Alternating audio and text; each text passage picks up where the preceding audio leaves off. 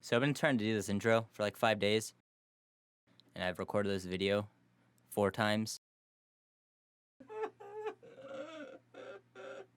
Um, and I still don't know how to do intros, so we're just gonna play the intro animation, and we're gonna start. Wrong video. So today I wanted to talk about music licensing and my big brain idea on how we could fix it for streamers. Before I get into the subjective part of the video, I wanted to go over the basics of music licensing, and I will say that I'm dumbing this down severely because music licensing is incredibly intricate and there's a lot of parts to it that I couldn't fit in this video, and if I tried to, it'd be a really long and boring video and I'd end up talking about way too much stuff. But if you're interested in a video like that, let me know in the comments because I could easily make an hour-long video about it. So there are two types of copyright for music. And when I say that, I'm more specifically talking about like a song. There's the composition copyright and the sound recording copyright. The composition copyright is usually owned by the composer or the publisher and covers the music and the lyrics of a song.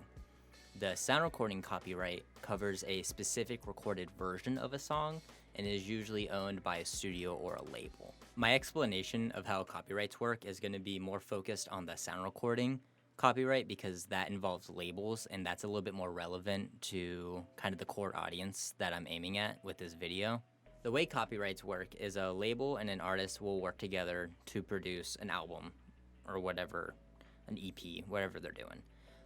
And then that label will own the sound recording copyright to that music. And then streaming companies like Spotify and Tidal will come in and they'll actually get 2 licenses for that music. They'll get a public performance license and a mechanical license. The public performance license just allows them to rebroadcast that music, and most people know it as a broadcasting license because it's one of the most common licenses issued. And the mechanical license is where it got kind of fuzzy for me. So typically, companies will need to get a mechanical license when they want to redistribute music with like CDs or cassettes. But we don't use CDs or cassettes anymore.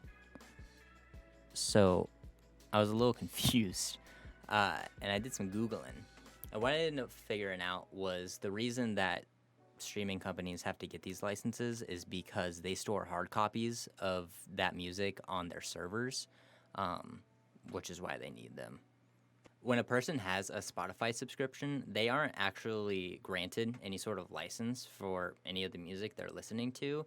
Spotify's TOS just says that they are allowing you access for, and I quote, personal, non-commercial use, end quote.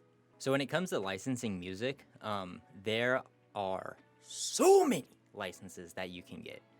There's six main licenses that you can get, and then inside of those 6 licenses, there is a giant tree of licenses that all kind of add up to those different types of licenses, if that makes sense. They're all just sub-licenses to the 6 main licenses. And I'm not going to get into those. We already talked about 2 of them earlier with the mechanical and the public performance license. Those are 2 of the 6. But like I said, I don't want to make this video like an hour and a half long. It is big brain idea time. So my idea is to have something integrated into Spotify. Call it like the streamer pack or something stupid. But pretty much you would be granting a person with this subscription type a public performance license by proxy. So the way this could work is like this website I found called MusicBed, where they have a catalog of artists that you can use their copywritten music for $9 a month. And it even specifically says on their website for streaming. And granted, Spotify is a much larger company with way more artists, but they could make it kind of a tier system. So starting at like tier 1, you could have a limited access to a limited amount of artists, and that could start at like $10, and it could progressively go up. And as you go up, the price would increase, but so would your access to not only individual artists' catalogs, but just your total number of artists that you're able to access, to the point where you can pretty much use all of Spotify. I also think this idea would justify the existence of the Spotify Twitch extension, because they have an extension that you put on your stream that shows what music you're playing. And most people are playing copyrighted music, and that violates Spotify's TOS. So they're pretty much just trying to get you in trouble. So 99% of people don't use the extension, so they don't get in trouble. I also don't think the version that Spotify would put out of this system would be nearly as cheap as the MusicBed version, because from what I saw, most of the artists on MusicBed are like indie artists, and Spotify has like the big name artists on there. So I would expect their service, if they were to ever come out with anything like this, to be exponentially more expensive. But with the tier system, it makes it much more accessible.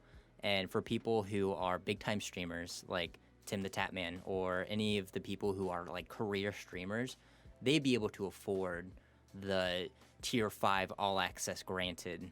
Whereas people like me who are just starting, even if I got access to 10% of the Spotify music library, which that's even pretty generous, even if that was $20 a month, that safeguard would be more than worth it to be able to play even a little bit of music that I enjoy.